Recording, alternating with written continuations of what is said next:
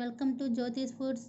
ఈరోజు మన రెసిపీ ఎంతో టేస్టీగా ఉండే పూర్ణం బూరెలు అండి. పూర్ణం బూరెలు ఎలా చేయాలో మనం ఈరోజు వీడియోలో చూద్దాం. ముందుగా ఒక బౌల్ తీసుకొని అందులో ఒక గ్లాస్ మినపప్పు వేసుకోండి. అదే బౌల్లో మళ్ళీ ఒక గ్లాసు బియ్యం వేసుకోండి. ఈ రెండింటిని వాటర్ వేసి ఒక 4 hours నానబెట్టుకోండి. ఇప్పుడు వేరే బౌల్ తీసుకొని అందులో ఒక గ్లాసు పచ్చిశనగపప్పు తీసుకోండి. దీన్ని కూడా వాటర్ వేసి ఒక 2 hours నానబెట్టుకోవాలి. చూసారు కండి, శనగపప్పు నానిపోయినాయి, బియ్యం కూడా నానిపోయినాయి. ఈ శనగపప్పుని మనం కుక్కర్లో వేసుకొని ఒక 2 విజిల్స్ వచ్చేదాకా ఉడికించుకోవాలి. ఇప్పుడు ఈ ఉడికేలోపు మనం మళ్ళీ పిండిని గ్రైండ్ చేసుకుందాం. పిండిని గట్టిగా గ్రైండ్ చేసుకోవాలండి. ఇదిగో ఈ విధంగా మెత్తగా గట్టిగా గ్రైండ్ చేసుకోండి. దీన్ని ఇప్పుడు ఒక బౌల్లో తీసుకుందాం. దీంట్లో ఒక 2 టేబుల్ స్పూన్లు మైదా పిండి, ఒక 2 టేబుల్ స్పూన్లు బెల్లం, కొంచెం వంట సోడా వేసి బాగా మిక్స్ చేసుకోవాలి. పిండి గట్టిగా ఉండేలా చూసుకోండి, పలచగా చేసుకోకండి. చూసారు కండి, ఈ విధంగా గట్టిగా ఉండేలా చేసుకోండి. ఇప్పుడు కుక్కర్ తీసుకోవాలండి. చూసారు కదండి, పప్పు ఉడికిపోయింది. దీన్ని ప్లేట్లో తీసుకొని చల్లారబెట్టుకోండి. అవి చల్లారేలోపు మనం ఇవి గ్రైండ్ చేసుకుంటాం. కొబ్బరి, బెల్లం అండి, 4 యాలకులు, ఒక కొబ్బరి చిప్ప. కొబ్బరిని సన్నగా కట్ చేసుకున్నాం. వాటిని మిక్సీలో వేసి పొడి చేసుకుందాం.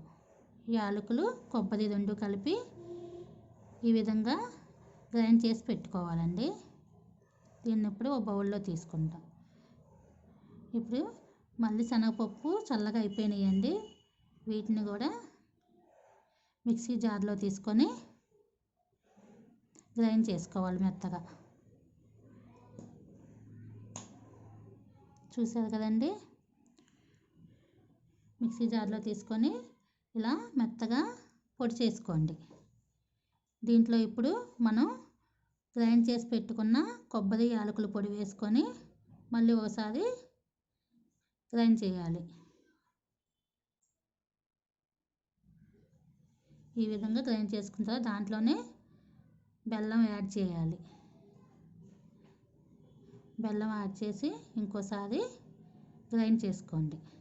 చూసారు, ఈ విధంగా గ్రైండ్ చేసుకోవాలి. చూసారు కానీ అన్ని 3 మిక్స్ అయిపోయినాయి. ఇప్పుడు వీటిని ఒక ప్లేట్లో తీసుకొని బాగా కలుపుకోవాలి. కలుపుకున్న తర్వాత ఉండలుగా చేసుకొని పక్కన పెట్టుకోవాలండి. ఈ విధంగా ఉండలుగా చేసుకోవాలి. చూసారు కదండి ఉండలు.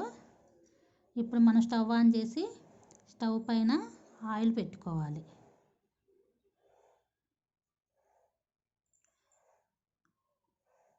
ఆయిల్ వేడయ్యాక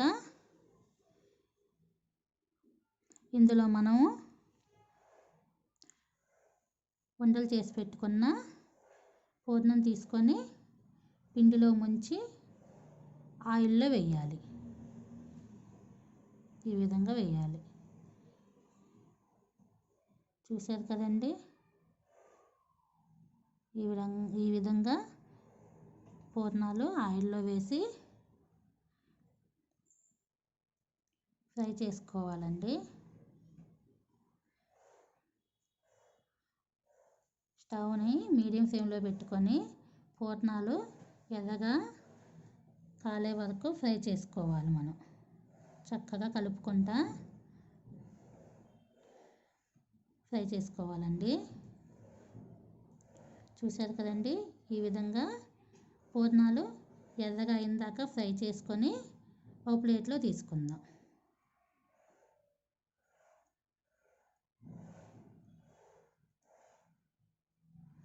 ఇంతేనండి, ఎంతో ఈజీగా చేసుకునే పూర్ణం బూరెలు. చక్కగా ఈజీగా చేసేసుకోవచ్చండి.